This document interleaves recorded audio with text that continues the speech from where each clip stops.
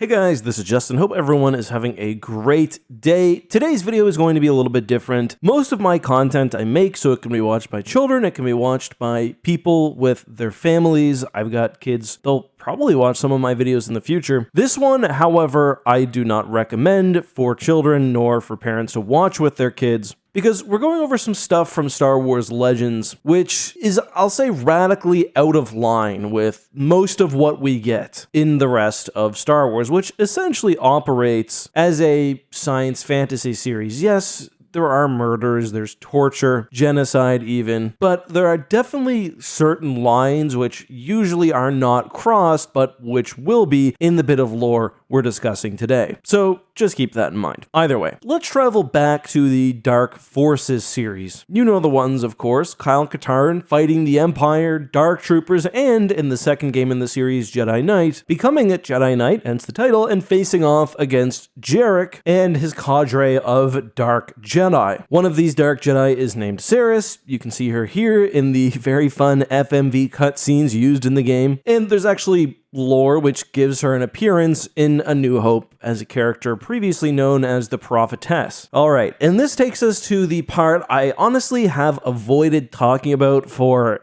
pretty much the entire time I've run this channel. You know, I don't like edginess or darkness for darkness' sake. It's fun talking about disturbing content when it's creative, Star Weirds, the Now, but I don't find content which aims to shock more than anything else particularly interesting, and I really only talk about this because I think it's an important lesson in managing lore so that it's in keeping with the spirit and tone of the universe. What you can get away with in Warhammer is different than Star Wars, is different than Lord of the Rings, is different than Game of Thrones. That should go without saying. Alright, that takes us to a series of articles which appeared on StarWars.com known as Imperial Warlords, Despoilers of an Empire. I've read from these articles several times. Overall, they're very interesting. They make lots of connections between disparate aspects of the expanded universe, tying things together which previously were not connected. And the articles also certainly served as a vehicle for Abel Pena, the Star Wars author behind many short stories and RPGs, to connect little bits of the universe which he had tried to in the past. And in part 3, we get a look at Lord Shadowspawn. Let's go over the backstory, and we'll get to the bit in a minute. Pawns. So the article explains that Lord Shadowspawn was in fact a Darksider known as Cronal.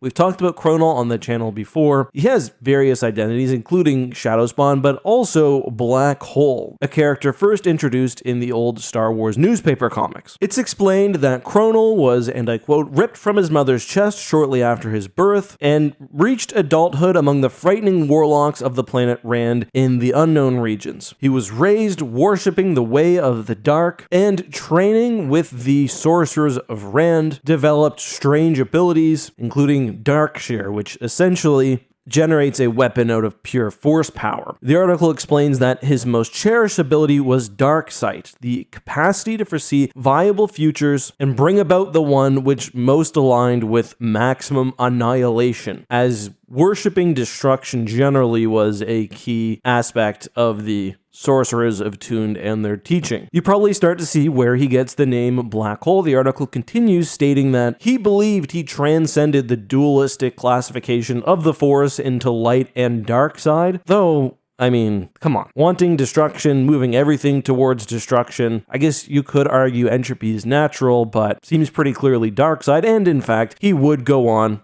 to join the Prophets of the Dark Side, a very strange group who we've seen pop up in a few of my videos. Anyway, alongside the Prophets of the Dark Side on Dromund Kaas, Cronal would ultimately father a child, and that child would be Saris, the Dark Jedi from the Jedi Knight series. And this is where we get, well, the gross bit. So, while on Dromund Kaas, Cronal was esoteric force abilities, Ang-Ti flow walking, for example, something Jason Solo would do. And in fact, his own teachings would drive some of the other prophets insane, including one known as Marilli. Anyway, the article goes on to say, and I quote, Cronal spared his own daughter Ceres the horror of the mind only to scar her far more deeply. Born of his tryst with a fellow prophetess, Cronal shamefully deemed his offspring's existence a tribute to creation and hence a transgression against the nihilism of the dark. Thus, he disavowed his daughter in the most heinous way possible, allowing not only the other prophets of the dark side to freely engage her in Congress, but partaking in this revulsion himself, all the better to venerate the way of the dark. So what the author is saying here, because some of you may not be familiar with the language, is that he offered up his daughter to be raped by the other prophets of the dark side, something he also did himself. Now, my main problem with this is obvious in that, well, for one, it's disgusting, but it's also just not in line with the rest of the universe. This entire article, and I do usually like Abel's work, is clearly him essentially making fan fiction. He's connecting all these things he's wanted to connect or has connected in the past. He goes out of his way to tie in as many cool Star Wars Legends things like flow walking, like the Sorcerers of Rand, then to essentially make it edgy because nothing else in the universe is like this, he makes it so a father rapes his daughter and allows other grown adults to do so as well. The implication to me is also that she was, if not a very young child, at least a child during this situation, given the fact that he sees her creation itself as a transgression against the nihilism of the dark, which itself doesn't make sense. He's supposed to worship impermanence, but there's nothing more temporary than a human life. It's so stupid, and to have this thrown in after